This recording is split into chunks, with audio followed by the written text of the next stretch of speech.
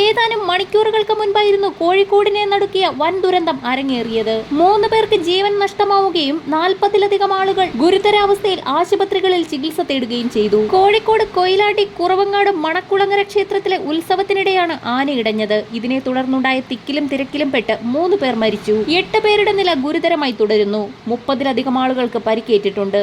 പരിക്കേറ്റവരെ കോഴിക്കോട് മെഡിക്കൽ കോളേജിലും സമീപ പ്രദേശത്തെ ആശുപത്രികളിലേക്കും മാറ്റി. ഉത്സവത്തിനിടെ 2 ആനകളാണ് ഇടഞ്ഞത്. ഒരാന മറ്റൊരാനയെ കുത്തുകയായിരുന്നു. ക്ഷേത്രത്തിൽ വെടിക്കെട്ട് നടക്കുന്നതിനിടെ പരിഭ്രാന്തനായ ഒരാന സമീപത്തുള്ള ആനയെ കുത്തുകയായിരുന്നു. അതോടെ 2 ആനകളും പരിഭ്രാന്തരായി ഓടി. ആനകൾ ഇടഞ്ഞതോടെ ആളുകൾ 4 ഭാഗത്തേക്കും ഓടുകയായിരുന്നു. കുത്തേറ്റ ആനകൾ ഓടുന്നതിനിടെ ആനയുടെ ചവിട്ടേറ്റാണ് സ്ത്രീകൾ മരണപ്പെട്ടതെന്നാണ് ലഭിക്കുന്ന വിവരം. മണിക്കൂറുകൾ നീണ്ട പരിശ്രമങ്ങൾക്കൊടുവിൽ അക്രമാസക്തരായ ആനകളെ പാപ്പാന്മാർ തളച്ചു. അക്രമാസക്തരായ ആനകൾ ക്ഷേത്ര കെട്ടിടത്തിന്റെ മേൽക്കൂരയും ഓഫീസ് മുറിയും തകർത്തു. കെട്ടിടം തകർന്നു വീണ് അതിനടിയിൽപ്പെട്ടും ആളുകൾക്ക് പരിക്കേറ്റിട്ടുണ്ട്. 10 വർഷം മുൻപും ഇതേ ക്ഷേത്രത്തിൽ ആന ഇടഞ്ഞിരുന്നു.